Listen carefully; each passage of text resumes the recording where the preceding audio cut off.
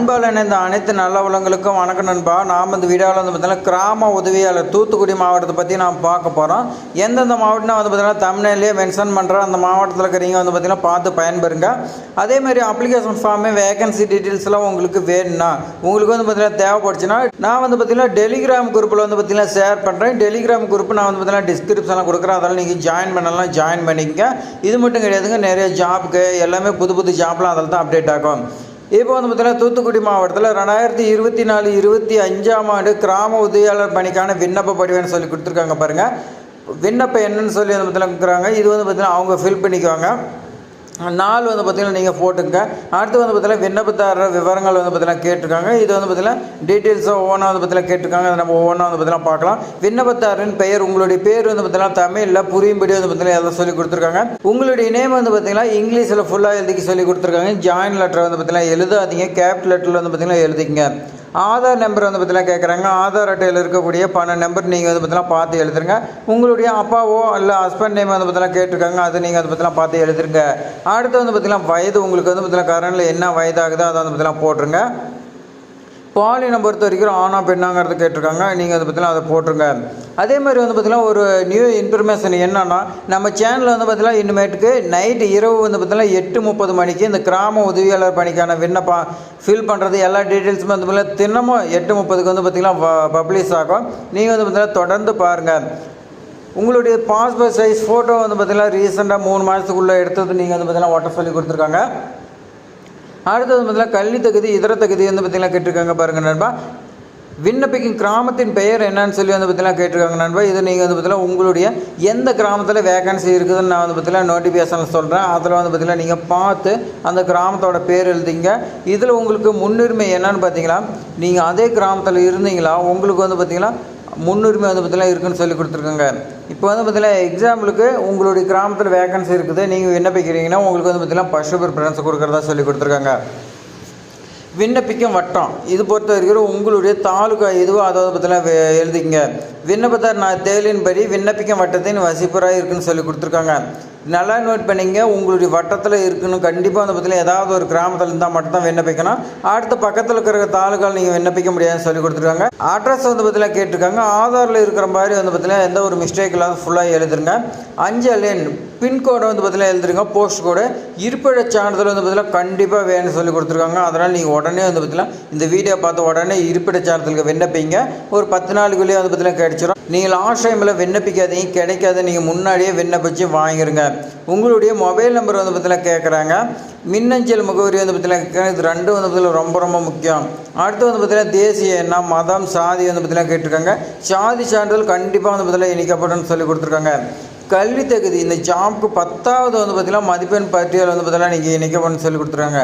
நீங்கள் 10th தான் qualification, நீங்கள் பாஸ் ஆகிருக்கலாம், ஃபெயில் ஆகிருக்கலாம், எது ஆகிருந்தாலும் நீங்கள் வந்து பார்த்திங்கன்னா மதிப்பெண் பட்டியல் கண்டிப்பாக ஸ்கூலில் கொடுத்துருப்பாங்க, அது இணைக்கன்னு சொல்லி கொடுத்துருக்காங்க. உங்கள் மேலே வந்து பார்த்திங்கன்னா ஏதாவது காவல்துறை குற்ற வழக்குகள் ஏதாவது இருக்குதான்னு சொல்லி கேட்குறாங்க. அப்படி இருந்துச்சுன்னு நீங்கள் வந்து பார்த்திங்கன்னா மென்ஷன் பண்ணுங்கள்.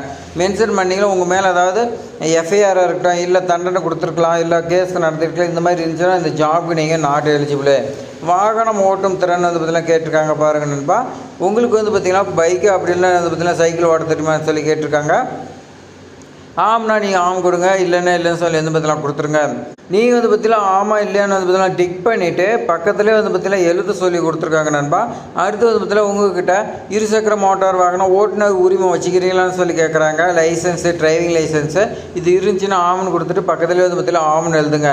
இல்லைன்னா இல்லைன்னு வந்து பார்த்தீங்கன்னா அதை சொல்லி கொடுத்துருக்காங்க. அடுத்து லைசன்ஸ் நம்பர் கேட்டிருக்காங்க பாருங்கள் நண்பா, 12 நம்பரு. இது வந்து பார்த்திங்கன்னா நீங்கள் எழுதிங்க. எழுதிட்டு அதுக்கான சான்றிதழ் நீங்கள் இணைக்கன்னு சொல்லி கொடுத்துருக்காங்க. முன்னுரிமை கேட்டிருக்காங்க பாருங்கள் நண்பா. விண்ணப்பத்தாரர் வந்து பார்த்திங்கன்னா ஆதரவற்ற விதவியான்னு சொல்லி கேட்குறாங்க. நீங்கள் இருந்தீங்களா, முன்னுரிமை அடிப்படையில் இருந்தீங்களா, ஆதரவற்ற விதவியா, முன்னாள் இராணுவத்தினரா, மாற்றுத்திறனாளியாக இருந்தீங்களா, நீங்கள் வந்து பார்த்திங்கன்னா ஆம்னு கொடுங்க. கொடுத்துட்டு பக்கத்துலேயே வந்து பார்த்திங்கன்னா கட்டம் கொடுத்துருக்காங்க. அதில் நீங்கள் வந்து பார்த்திங்கன்னா ஆமாம் இல்லையாங்கிறத நீங்கள் எழுதிங்க.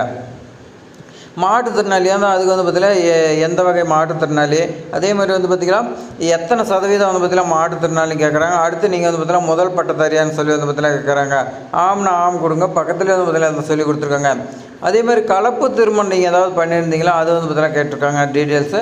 கொரோனா தொற்றெல்லாம் நீங்கள் வந்து பார்த்தீங்கன்னா பெற்றோர் இருவருமே இருந்தீங்க மகனா மகளான்னு வந்து பார்த்தீங்கன்னா கேட்குறாங்க. அது நீங்கள் வந்து பார்த்தீங்கன்னா என்னங்கிறது மென்ஷன் பண்ணிங்க.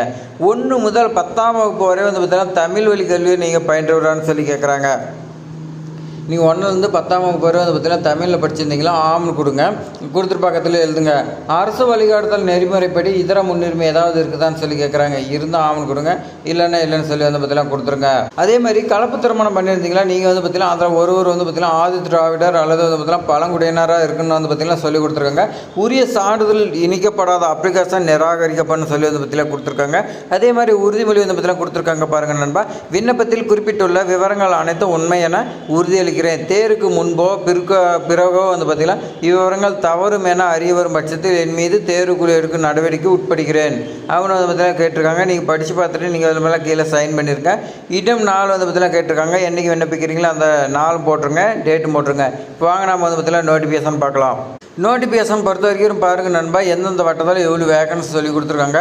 தூத்துக்குடியில் வந்து பார்த்திங்கன்னா இல்லைன்னு சொல்லி கொடுத்துருக்காங்க. அதே ஸ்ரீ வைகுண்டத்தில் 4, திருச்செந்தூரில் வந்து பார்த்திங்கன்னா 7, சாத்தான் குளத்தில் வந்து பார்த்திங்கன்னா 8 வேகன்சி, ஏஆர்எல்லில் வந்து பார்த்திங்கன்னா 2, கோவில்பட்டியில் 7, ஒட்டப்பிற இடத்துல வந்து பார்த்திங்கன்னா 5, விளாத்தி குளத்தில் வந்து பார்த்திங்கன்னா 13, எட்டயபுரத்தில் 10 வேகன்சியும், கயத்தாரில் வந்து பார்த்திங்கன்னா 21 வேகன்சி, மொத்தம் வந்து பார்த்திங்கன்னா 77 வேகன்சி சொல்லி கொடுத்துருக்காங்க நண்பா.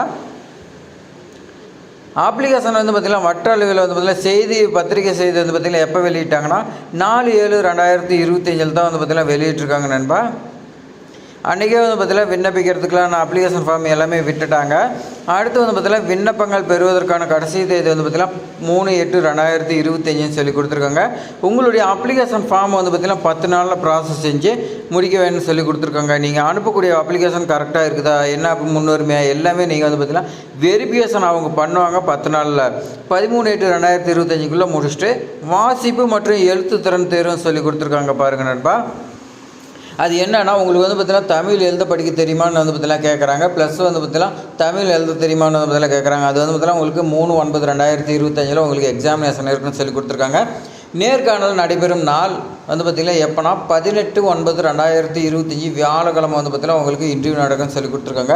இன்டர்வியூ எந்த மாதிரி நடக்கும், இன்டர்வியூ கொஸ்டின்லாம் வந்து பார்த்திங்கன்னா தெரிஞ்சுக்கணும் நம்ம சேனல் வந்து பார்த்திங்கன்னா சப்ஸ்கிரைப் பண்ணி வைங்க. தகுதியான நபர் பட்டியல் வந்து பார்த்திங்கன்னா எப்போ வெளியிடுவாங்கன்னா 3/10/2025 வந்து பார்த்திங்கன்னா வெளியிடணும்னு சொல்லி கொடுத்துருக்காங்க. இது வந்து பார்த்திங்கன்னா மாறுதலுக்கு உட்பட்டன்னு சொல்லி கொடுத்துருக்காங்க. இறுதி நேர்காணல் நடைபெறும் நாள்லேருந்து 15 தினத்துக்குள்ளே வந்து பார்த்திங்கன்னா வெளியிடுவாங்க. இது வந்து பார்த்திங்கன்னா எப்போ வேணாலும் சேஞ்ச் ஆகலாம் சொல்லி கொடுத்துருக்காங்க. வயது பொறுத்த வரைக்கும் வந்து பார்த்திங்கன்னா உங்களுக்கு 21 32 வயசுக்குள்ளே இருக்குன்னு சொல்லி கொடுத்துருக்காங்க. இதில் வந்து பார்த்திங்கன்னா எக்ஸசைஸ் மேலே மாற்றுத்திறனெல்லாம் கொடுத்துருக்காங்க. நீங்கள் படிச்சிங்க. கல்வி தகுதி பொறுத்த வரைக்கும் 10ஆம் வகுப்பு தான் வந்து பார்த்திங்கன்னா கேட்டிருக்காங்க. அதேமாதிரி இதர தகுதி பொறுத்த வரைக்கும் வந்து பார்த்திங்கன்னா தேர்ந்தெடுக்கக்கூடிய நபர் வந்து பார்த்திங்கன்னா கணவரோ மனைவியோ வந்து பார்த்திங்கன்னா உயிரோடு இருக்கும்போது வேறு ஒரு திருமணம் செஞ்சிருக்கக்கூடாதுன்னு சொல்லி வந்து கொடுத்துருக்காங்க. உடல் தகுதி சான்றிதழ் சமர்ப்பிக்க வேண்டும்னு சொல்லி கொடுத்துருக்காங்க. நேர்காணலில் எந்த மாதிரி கொஸ்டின் கேட்பாங்க நிறையா நான் வந்து பார்த்தீங்கன்னா பயந்துகிட்டே இருக்கிறேன். நீங்களாம் வந்து பார்த்திங்கன்னா நம்மளோட சேனலை சப்ஸ்கிரைப் பண்ணுவீங்க, எந்த ஒரு பயமும் கிடையாது. ஏன்னா அங்கன்வாடியில் நம்ம சேனலில் சொன்ன கொஸ்டின் தான் வந்து பார்த்திங்கன்னா நிறைய கேட்டிருந்தாங்க. அதுமாதிரி நீங்கள் வந்து பார்த்திங்கன்னா பயனடைங்க. இந்த வீடியோ உங்களுக்கு பயனுள்ளதாக இருக்குதுன்னு நினச்சிக்கலாம் உங்களுடைய ஃப்ரெண்ட்ஸுக்கு ஷேர் பண்ணுங்கள். அதேமாதிரி பார்த்திங்கன்னா லைக் பண்ணுங்கள். நீங்கள் பண்ணக்கூடிய லைக் தான் வந்து பார்த்திங்கன்னா அடுத்தடுத்து உங்களுக்கு வந்து பார்த்திங்கன்னா வீடியோ கொண்டு வந்து போகிறதுக்கு எனக்கு மோட்டிவேட்டாக இருக்கும். டவுட்னா கமெண்ட் பண்ணுங்கள். மறக்காமல் சப்ஸ்கிரைப் பண்ணுங்கள். தேங்க்ஸ் ஃபார் வாட்சிங்.